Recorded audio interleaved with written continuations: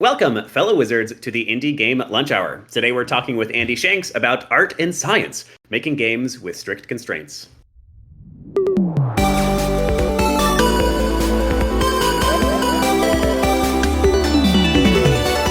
The Indie Game Lunch Hour. Amazing. Andy is joining us from across the pond today. Welcome to the Indie Game Lunch Hour. On this podcast, we talk with members of the game industry, those who have already broken in, to ask them their origin stories and directly ask them questions about their areas of expertise in the second half of each episode. This is a weekly event we host on our Discord, so if you'd like to join and ask your own questions live, come and join us next week, Wednesday, 12 p.m. Eastern Time, every time. I'm your host, Willem Delventhal, the headmaster of the Indie Game Academy and the self-proclaimed Wizard of Joy. And joining me today is Andy Shanks. Andy is the co-founder of eargym, which is a fascinating company that I advised for some period of time, basically trying to help hearing health with video games. Andy, so lovely to have you. What are you having for lunch today? Hey, Willem. Yeah, very good to see you again, and thank you for having me. I'm not having anything for lunch today because it's evening for me, so I'm thinking about dinner. I'll probably be having something, very basic. So I'm picking my 3-year-old up from nursery shortly, and yeah, she likes toast and pasta, so I'll probably be having some of that with her. Incredible. It's funny how they do that. I just spent a weekend with my nieces, and their favorite foods were, French fries and cantaloupe, weirdly. Oh, the melon, yeah. The melon's good. Gotta love hydrating as well for kids, so that's good. Indeed. So let's jump right into it, Andy. We're going to have a bit of a shorter episode today. That is A-OK. We're going to pack in a bunch of good stuff. I'd love to start with just introducing the audience to the concept of eargym. Science and games mixing is something that I care about. As most of our listeners probably know by now, I worked for a time at Lumosity, which is the brain training game company, and was attracted to eargym and spent some time talking with Andy and his team about how they're approaching hearing health via gamification. So tell us, Andy, what is eargym to start with? Yeah, good question. I guess there's different ways to come about. The sort of salesy pitch would be, we're a hearing tech platform. We like to think we're disrupting the hearing sector by making hearing health much more accessible. I think there's a part of it that we're kind of democratizing as well. So the hearing health scene is very sort of binary. You kind of need a hearing aid when you're very disconnected from the world, and that whole industry is really set up well. Hearing aids do great work, but they're kind of designed for when hearing loss has got so bad, there's not, it's kind of like you're completely disconnected from the world. And yeah, a lot of people get hearing loss like me a lot earlier in life, and yeah, there's a whole kind of wealth of health intervention and prevention that you can do to look after your hearing that there isn't really much service for. And my personal story, I can talk about that, has sort of inspired me to do that. So yeah, we're trying to take what, there's some big industries have set up a kind of monopoly on that. You go to an audiologist on the high street, have an appointment, you buy a hearing aid or you don't. Of course, there's a lot of specialist services for people with very specialist hearing issues, but as a general sort of hearing thing, that's kind of the setup at the moment. So we're trying to put something in the hands of people so they can test their hearing, get really good access to testing, get really good advice about what that testing means, and track their hearing over time. If they're having issues, do something about it really, really early and prevent future hearing loss. And yeah, we're also trying to help people improve their hearing. And the training games, that's a big part of what we're going to talk about today, is an alternative way, or a new way of potentially improving your hearing ability through gaming. Super cool. It is definitely it's something I care about, the use of games for something other than just fun, which I feel like even saying that is sort of diminishing how much games actually already do for us. But I love, that you are combining these scientific worlds. Our first question traditionally on this podcast, though, is to ask for your origin story. So I would love to hear, how did you get started building eargym, and then how did you wind up in the game industry doing what you're doing now? Yeah, that's good. Probably rewind. I'm going to rewind to like when I was 15, I think, 14 or 15. I had a friend at school who was from Hong Kong, and he Super Nintendo was the kind of games console at the time, and he had this Game Doctor thing, and it basically meant you could copy like the cartridges, right? You were And an early so pirate. yeah, exactly. So he came back from Hong Kong with this Game Doctor for me and like 100 games. I Wow. spent the whole summer playing loads and loads of games on my Super Nintendo. And I don't know why, I just sort of got out of gaming from that. It was like I just went for it big time, and then I dabbled a little bit after that. The Tony Hawk kind of movement, I got really into that because I was quite into snowboarding. But yeah, I sort of fell out of gaming a little bit at that point. Um, but yeah, I went on to get really into music. That was sort of where my creative outlet was. DJing became sort of my big passion. And yeah, when I left uni, I had what I'd say a semi-professional career as a DJ. I was playing in bars and clubs, mainly in the UK, a little bit in Europe.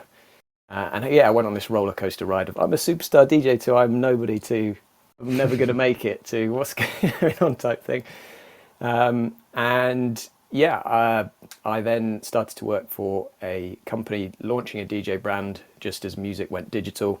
And everybody was making DJ equipment, people like Sony. And yeah, it didn't kind of work out the way we hoped, but it was my first kind of proper job. And I decided to get into the creative industry in sort of advertising and marketing, and went to work for some agencies and started specializing as a producer, working with creative teams, designing apps and websites, and found that that was kind of like my calling, I guess. I was just very natural at organizing teams. I love working with designers and creative people, and having a problem, designing a solution, and then making it happen. So then yeah, I traveled a bit.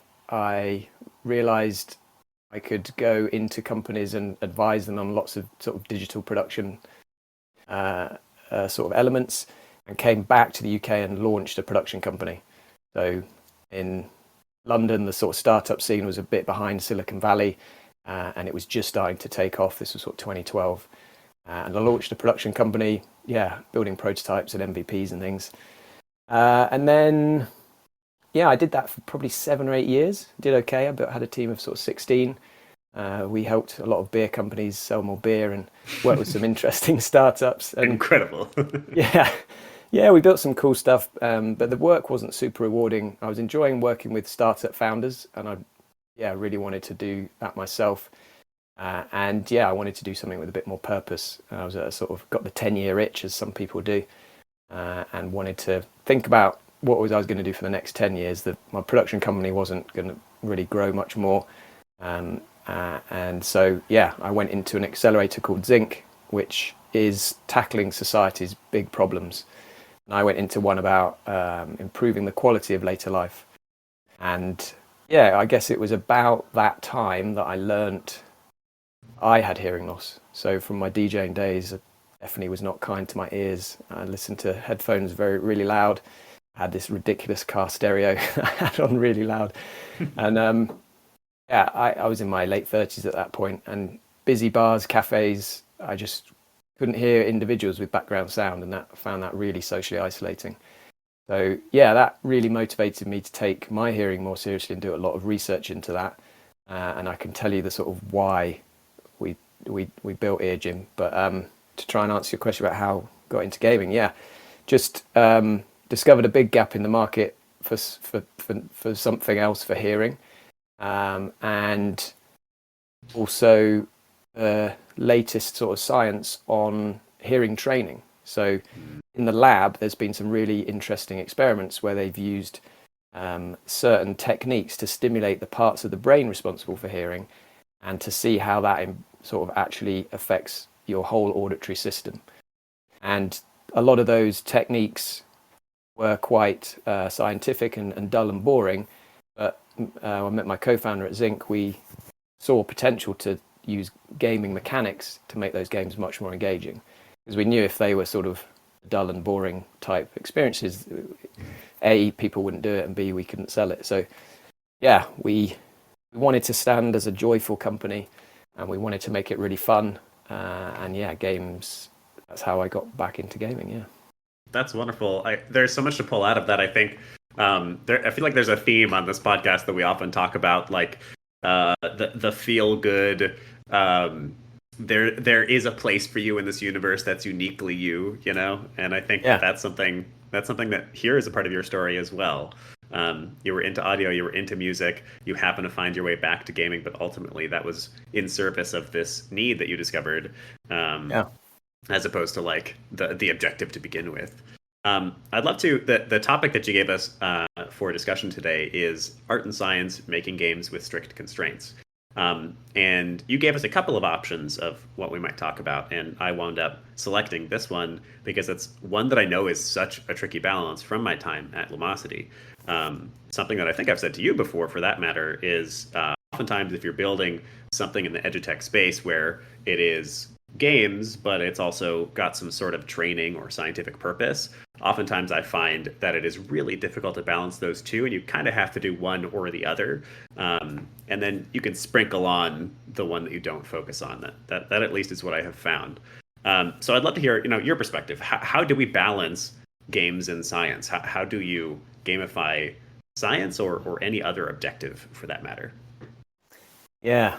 Yeah. That's a really good question, isn't it? I think, I mean, it's definitely possible. It's just, I think you just got to strap yourself in for like a good debate and really thrashing things out and know that you have to compromise somewhere. So there's a creative challenge. Having a load of constraints is really useful because it really focuses your thinking. But some of those it can also cause conflict. And I think that's probably what you found at Lumosity, but definitely tend to go round in circles on things. Like there's a really obvious thing that's going to make the experience or the game a lot more fun. There's a scientific need that might mean it's not credible and you have to stick to it, and it means you're stuck with something. So can be very challenging. I think you've got to give yourself more time. You've got to build a sort of system around it about how you approach things, and have a framework to work to.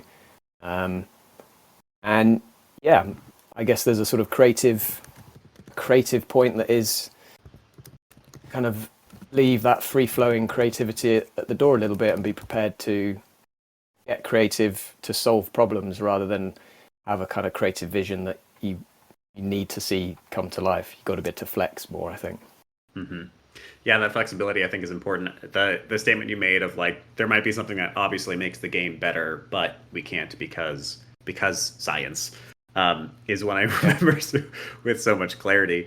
There were one of the more tricky parts that I found with my time at Lumos was basically that scoring needed to be reliably consistent across different cohorts of people, because we were using it as a scientific measure. So you can't really have random chance, or if you do have random chance, it needs to be extremely specific. You can't have too much variance. If two 18-year-olds with approximately similar demographics play and they wind up with two wildly different scores, that's a bad. And that I think is what was one of my harder parts working there. Yeah, I think that's it, isn't it? One of the exciting parts about gaming and sport in itself is that sort of element of chance, isn't there? You might press the wrong button and actually get past the baddie, or have success in what you're trying to do, and you can't really have that in a sort of scientific approach. You've got to be able to back it up with claims that playing this game will have this impact. You've got to make sure that it's delivered in a way that will take out anything that people have just had a guess and it's come out well. That's really, really challenging. And for us, to add to the challenge on that is actually when you're failing at our games, that's when you're actually getting the benefit. So we're always trying to take people up to the point where it gets really difficult and not put them off by them failing all the time, and trying to reward that failure and let them know that that's when they're pushing themselves. There's definite comparisons to like being a workout rather than a game, but we're trying to make it fun, of course. So. Yeah.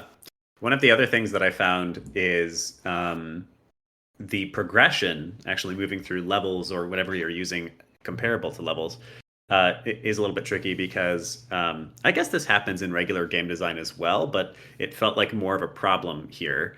Um, Generally, we would bring players up to that sort of peak difficulty level, their level of mastery that they are capable of, and then Yeah. we that's kind of where they'd stay, um, which is in some ways fine because you have found the level that is the appropriate difficulty for them. But the real problem with it is it no longer feels like a workout because you're no longer progressing. Yeah. Um, Yeah. so, do you have any thoughts on that, I guess, or tips for the designers out there? Yeah. Yeah, that's a really good one. I think, yeah, trying to make it a level playing field is part of that, isn't it? You could reward people for doing well, but if you've got someone with severe hearing loss, they're going to perform worse compared to someone with really good hearing loss. I I think I'm not sure there's a really good answer to that. I think I think there's probably a reason that these sort of brain training and the kind of training we're doing we call them bite-sized games. Really, they're small games. So having smaller games with variety means that people can master one and go on to do another. And I think we're trying to release quite a lot of games quite quickly.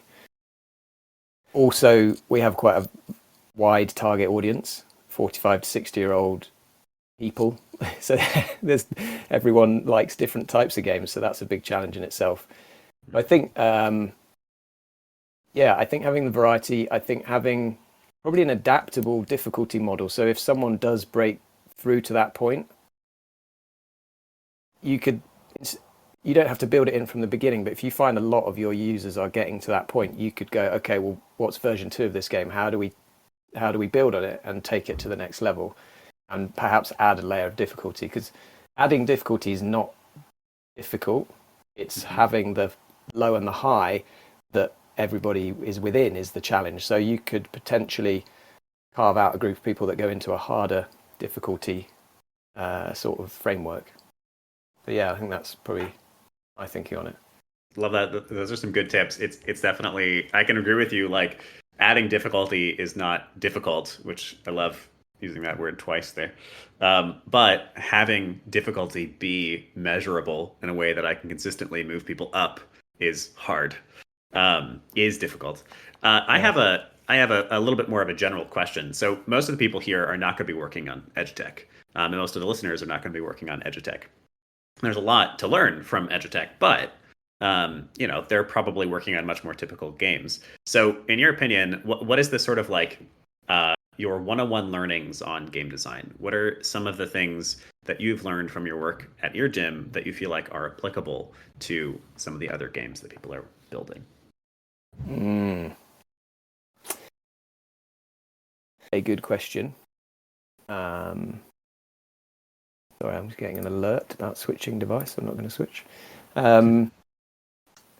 Yeah, I think it's got to be easy to pick up whatever you're doing. The games that are popular for us are the ones that people can just go, yeah.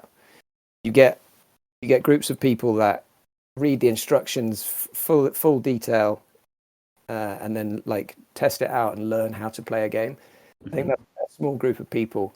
Most people go in, they try it. If they've picked it up and can do it at the beginning quite easily, then they really get into it. So making it almost so like you learn how to do it by playing it rather than have to read a load of instructions. Yep. Making that part of the first few levels and making it easy to get some results at the beginning to motivate people to keep going. So I think that's really clear. A really basic one. Probably, go on. I was just going to say that's a really good one, and is in fact, I feel a lot of echoes of my own experience here because I feel like I'm so much better of a tutorial designer and tutorialization designer as a result of my time at Lumosity for this exact reason. The metaphor that I've heard before that I really like is your tutorial or your onboarding, I guess, is maybe more accurate. Just that intro is your on-ramp to a highway. So if your highway is like beautiful and like really well kept, that's great. But if your on-ramp is like a little crappy dirt road, people are going to turn around. So getting them up onto that highway is important. I think another one would be, does your concept make sense? So we definitely came up with some ideas for mechanics that work really well for hearing training, but we couldn't find a way to it kind of make sense in the real world. So I'm thinking about this game idea where you're driving a car and people are trying to overtake you and you're trying to stop them overtaking you. But it was back to front. It was like people would, it just like didn't make, we couldn't come up with a concept that made sense of like your objective in the world.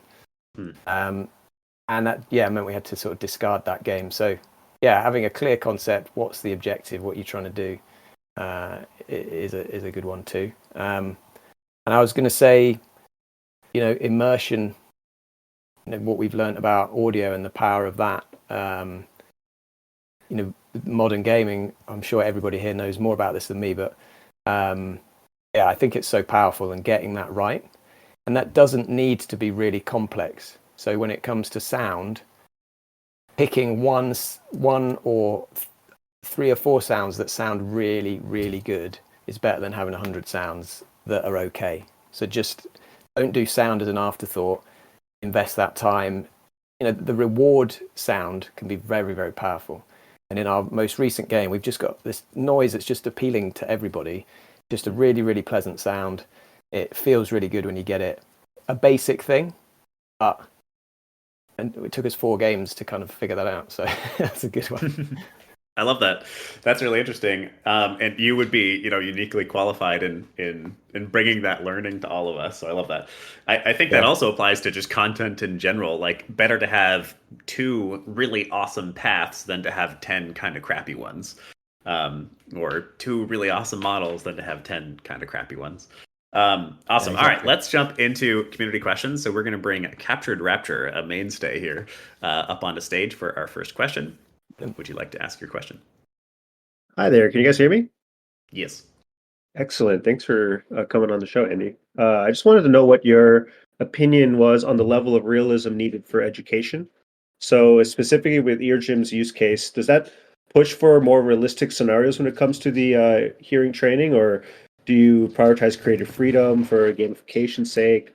What's your take on the level of realism and whether or not that makes something a game versus a simulation, especially through the lens of eargym? Yeah, really good point. Really good question. So having the most realistic audio we can deliver on a mobile phone is absolutely essential to us.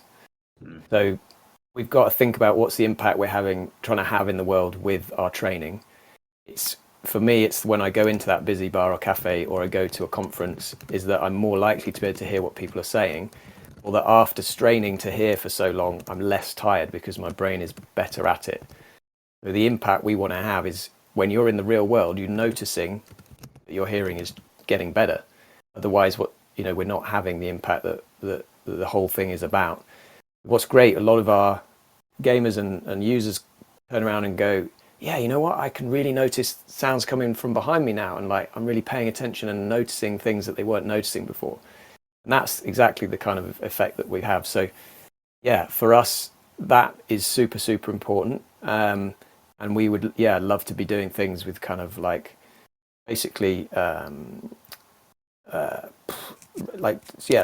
super kind of realistic audio that's adapting to how you're moving throughout the game. We haven't quite got to that point yet. But that's the objective for sure. Awesome. And I just wanted to just double check. So like with the realistic sounds, what sort of differentiates eargym from being more of a simulation versus more of kind of like a game?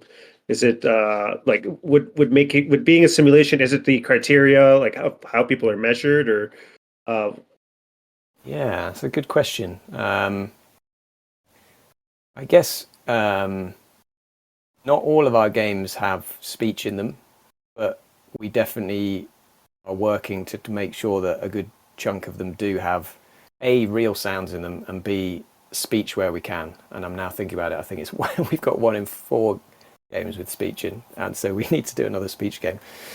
But having like actual speech and actual background sounds that are recorded with sort of 360 binaural, that's the word I've been looking for, sorry, kind of binaural microphones to make sure that that sounds realistic is a big part of what we're doing, and probably how we would say we're differentiating in that. So there's binaurally recorded audio. That's quite a good way of getting that realistic background soundscape without doing anything too technically demanding. And then you can do that with the sort of head-related transfer functions like they do in VR a lot. And you guys probably know more about that than me. In the Unity world, there's lots of engines that do that, so that as you move through the game, things are changing. So yeah, we're doing quite a lot with binaural, also just sort of left and right movement. And yeah, we want to get into kind of that live adaptive audio. Lovely. Cheers, Andy. Awesome. Thank you for the question. It sounds like, to answer the question in a slightly more generalized way, it's really just sort of up to the use case. So I feel like you could have perfectly wonderful educational games that are not realistic at all, and vice versa. But in your case, it is extremely important that the audio especially is highly realistic. Yeah, there's a really interesting study that showed that people that played Tetris with no sound improved their hearing. And the reason for that is because hearing, I think hearing counts for like 80% of the sensory messages the brain gets. And the parts of the brain that process sound also process what you're seeing. So what we're trying to do is help your brain adapt to the fact that your ears are putting worse quality sound into the brain. And that involves parts of the brain that do process sound and do deal with focus and attention and do deal with strategic reasoning and those kind of things. So that's why gaming mechanics work so well for our training, is because it's not all about sound. But when you add that realistic sound layer on top, that adds that extra dimension that means it's much more like the real world, but also means that how we're tracking improvement, we can show that that's kind of working, that you're improving, and then that probably would reflect in the real world. Okay. Yeah, interesting. We have Sucrash asking the next question. Sucrash is having trouble getting on stage, so I will ask the question for them. Sucrash says, I'm wondering if there is some way to convey different sounds through visuals. How would one go about this? So I'm reading into this a bit, but I think some of what Sucrash is talking about is, for example, if somebody was playing your game, I assume with eargym, they literally can't do this, but if somebody was playing your game with no audio or with low audio, do you somehow link the visuals to the audio cues to further the education, or how do visuals tie into the audio? Yeah, good question. And you've met Jay, our designer. He's the guy behind sort of a lot of the design and our sort of Unity specialist. I'm more the manager, producer guy. So I asked him some questions about the challenges that we face to input. And I'm just looking through his notes that he sent me now. He was basically saying the sort of visual feedback side of things was a huge challenge. So quite often we don't have any kind of feedback, so no visual feedback, and maybe some audio feedback, and that's quite different to a lot of games. I think he's really tried hard to find ways to add visuals to show that a sound is playing, for example. So that's really important, because maybe you can't hear it because you've got hearing loss. And how do you know that something is playing if you can't hear it? And maybe that's part of the game. So that's a super important one. He was saying that audio software, I think in Unity, there's a lot of different audio software, and some of that can be really challenging, and translating that to mobile can be really challenging. Just looking at the note, he said, the main challenge is to create games that train hearing while not giving away too much visually. So there is the fact that we don't want to give away too much visually. You need to give feedback, which is usually done visually, but this would give the user the answer to the training games. Mm-hmm. I think he's found that a really tricky constraint. So I think, going back to that reward point, that's the kind of key. Is obviously the audio experience of the game and what you're listening to.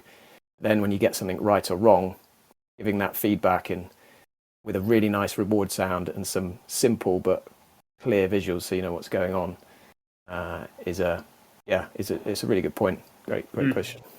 Yeah, definitely tricky. And once again, comes down to use case.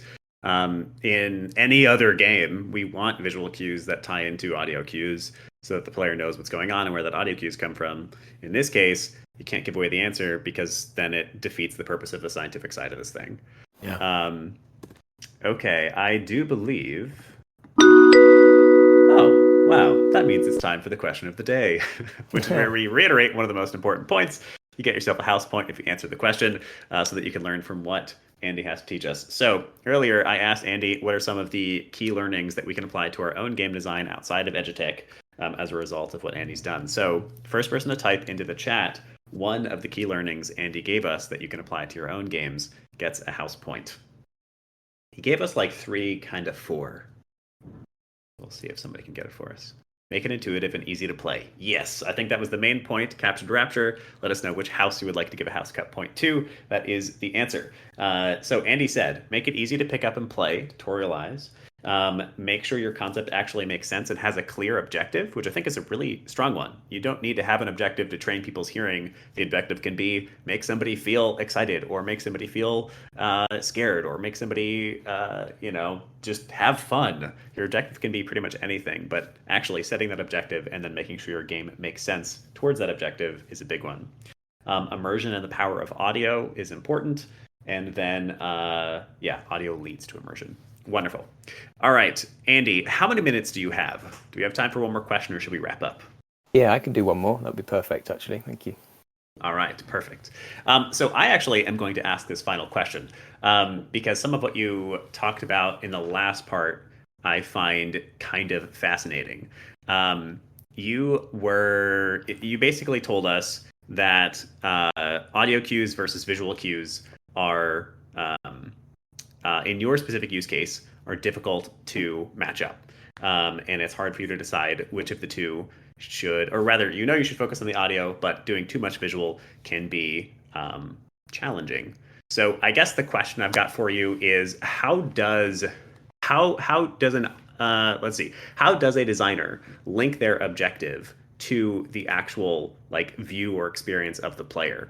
How does a designer take what they know they want to get out of their game and design feedback, whether auditorially or visually, to maximize that objective? Yeah, what a question. I should have left. I should have gone. I should have said no. Let's wrap up.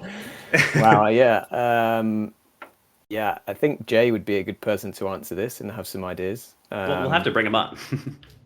Yeah, I think he would be really good on your podcast. You should link up with him. What I really liked about Jay was when we first met, he understood as a designer there's a massive problem to solve here, and as a designer I'm going to solve that problem rather than come in and say I want to build this kind of game and make it training. Trying to answer your question, I think it's case by case, isn't it? It depends on the style of game, it depends on the user and what's going to resonate with them.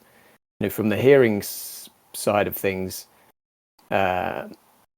people with hearing loss have things like tinnitus and have certain aversions to certain frequencies.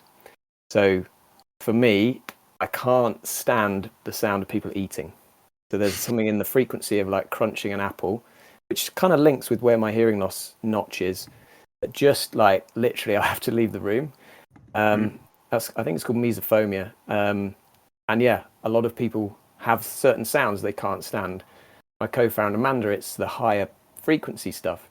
So people react differently to different sounds. So I think there's a way of, I think there's finding sounds that will work for everybody. Also probably thinking about where the reward points are and what do you want to really reward, and making sure that's the prominent one, and what are the sort of more subtle or sort of secondary, having a hierarchy of interactions, feedback and reward system, and making sure that fits with the game and that it kind of builds people towards what you really want them to do. It feels like, no, I think that's great. It feels like part of the answer is basically constraints, which are playing within your constraints, I guess, which are a huge part of design that I think some newbie designers sort of have an aversion to, maybe. When you're designing a game, you want to add all the best things, and that's really tempting, especially when you are new to the industry and new to designing. I want to add the best sounds, the best animations. I want to make this cool new feature. I want to make upgrades, whatever. And that Yeah. feature creep is so prevalent. But I think part of what you're talking about is basically just designing within constraints. So in your case, you can't have visuals that reveal the gameplay. In Lumosity's case, we can't have scoring that is too inconsistent, and you have that too. And accepting that part of good design is almost like atrophy or cutting off features that maybe would increase gameplay or make it more fun, but simply Yeah. don't fit the objectives or constraints of this game. Yeah, I think that's right. I think you don't, less is more, isn't it? It's about bits that you do and making that really good. I can't keep thinking of a sort of comparison of if anybody's ever tried to produce music. So when I was DJing, I was trying to get into sort of electronic house music production. And you listen to like a really well produced track, and there's not a lot of elements within there. They just fit together really well. And quite often people will put more stuff in because they're not getting the sound they want. And that's not the answer. It's about finding the right things that go together really well. And I think there's an element of that in what you're talking about. Yeah. More is not always more. Less is more. That's why Yeah, that saying less exists. is more as long as you make that less high quality. Right. You're right. As long as that less is as directed. All right. So we've definitely come to the end of the episode. We got to get you off to pick up your daughter.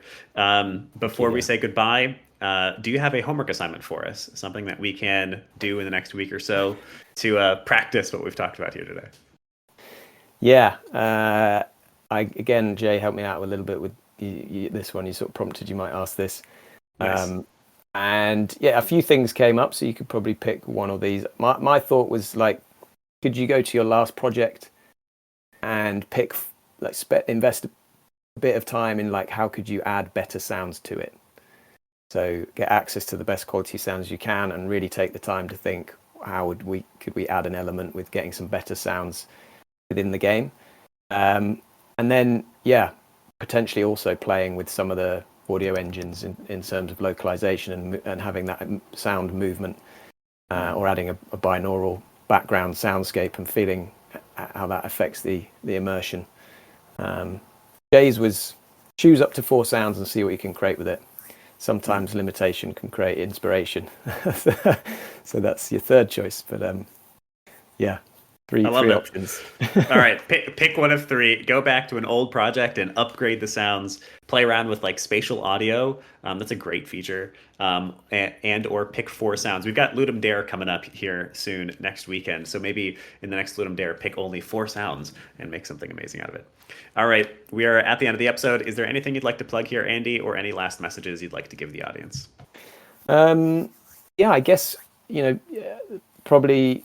The audience, a lot like me, you probably use headphones a lot. There's a lot of evidence to show that loud headphone use can damage hearing permanently, and I really wish that I had looked after my ears a lot better. There's something called the 60-60 rule. Listen at 60% volume for no more than 60 minutes. Give your ears a rest. Now and again, I pump the volume right up because it's great fun, but just don't do it over and over again. And the reason is, and that's kind of why I started eargym, is because there's evidence to show that hearing loss and things like dementia and cognitive decline are linked. So if you do have hearing issues, get it looked at as soon as possible, because wearing a hearing aid, they're super discreet now. 5 years from now, they're going to look like Apple AirPods anyway. And it could mean that you need to be careful. Exactly what I say. It could mean that your quality of life in later life is a lot better. So I don't want to scare anyone with that. If you address hearing loss, you can reduce that risk. Hearing loss is more serious than most people realize, and at least half of people under the age of 35 are listening too loud, according to the evidence. So if that's one thing you get from here is turn the volume down or safe listening on headphones, that would be great. And if you want a free hearing test, head over to download our app. There's a 48-hour trial. You can try the games, let us know what you think. We've also got a big discount on the product at the moment. In fact, I can send you a discount link, Willem, if you want to send it round. Yeah. Give people another discount off the introductory offer at the moment. We'll absolutely do that. Awesome. So there will be a link down below for you to check out eargym and to get that discount code. Andy, thank you so much for being here. This has been a wonderful episode. It's been great to catch up and chat for a bit. Those who asked questions and those who were here live with us in the Discord, thank you so much for your questions and your time. And those who are listening, thanks for listening. As always, we ask that if you enjoyed this episode, you send it along to just one other person who's one person needs to hear about hearing health. Send this episode along to them for us. All right, that's going to be all. Thanks, everybody, and see you next week.